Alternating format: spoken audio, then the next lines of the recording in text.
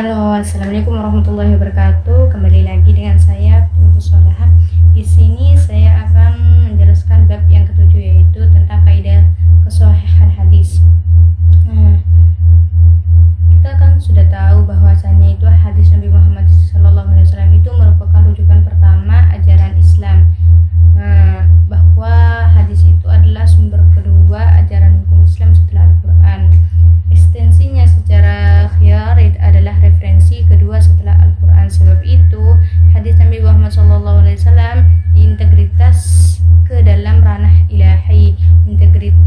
Integrasi itu ditandai dengan adanya pemberian mandat otoritas dari Allah Subhanahu wa taala kepada Nabi Muhammad SAW untuk menjelaskan secara sempurna bahwasanya itu Tuhan itu hanyalah satu, sehingga ia tampil menjadi sebuah petunjuk dalam mewujudkan kemaslahatan dan membangun peradaban umat manusia dalam realitas kehidupan.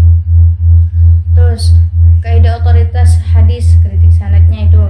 Hadis sahih adalah hadis yang bersambung sanadnya, diriwayatkan oleh orang-orang yang adil dan dabit, serta tidak terdapat kejanggalan, syahud, dan catat yang samar illat.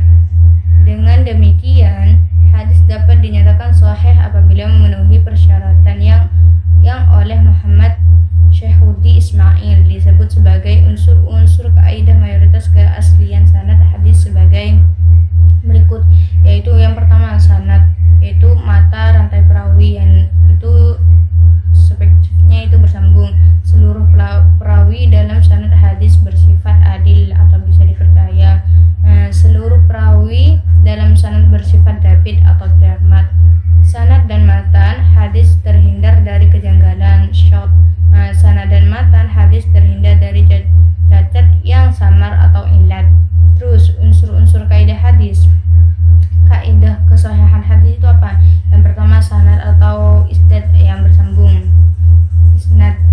Sanad bersambung adalah hadis yang dari perawi pertama sampai perawi terakhir mukharij, kodifikasi, tidak terjadi keterputusan sanad. Dengan ungkapan lain, tiap-tiap perawi dalam sanad hadis menerima riwayat hadis dari perawi terdekat sebelumnya.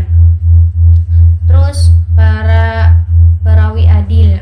Untuk mengetahui keadilan perawi hadis, para ulama telah menetapkan ketentuan sebagai berikut. Yang pertama itu berdasarkan popularitas keutamaan perawi di kalangan para ulama. Terus berdasarkan nilai para kritikus hadis, berdasarkan penerapan kaidah ajaran al-ta'dil.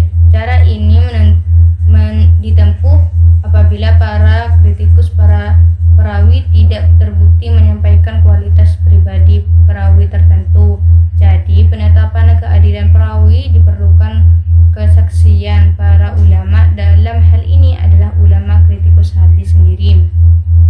Terus perawi dabit, seorang disebut dabit apabila mampu mendengarkan atau berbicara sebagaimana seharusnya, memahami pembicaraannya tersebut itu secara benar, kemudian bisa menghafal dengan sungguh-sungguh dan berhasil menghafalnya dengan sempurna. Terus tidak mengandung syadz adalah kejanggalan dalam hadis yang diriwayatkan oleh perawi thiqah. Penyebab kejanggalannya adalah riwayat tersebut bertentangan dengan hadis lain satu utama yang diriwayatkan oleh banyak perawi dalam lebih thiqah, tidak mengandung illat.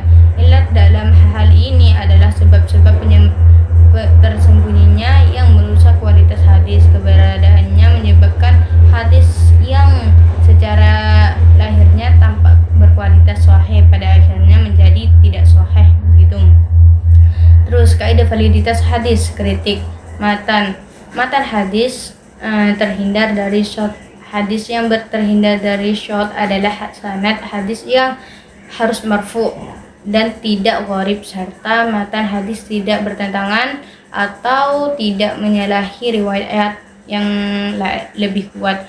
Matan hadis terhindar dari illat, yaitu tidak terdapat ziyadah atau tambahan dalam lafal, tidak terdapat irad sisipan dalam lafal matan, tidak terdapat iktirab pertentangan yang tidak dapat dikompromikan dalam lafal matan hadis. Jika ziyadah, iraj, dan identit i'rab bertentangan dengan riwayat yang tokoh lainnya, maka matan hadis tersebut sekaligus mengandung shad.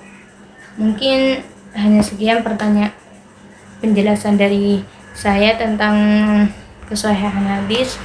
Kurang lebihnya mohon maaf. Wassalamualaikum warahmatullahi wabarakatuh.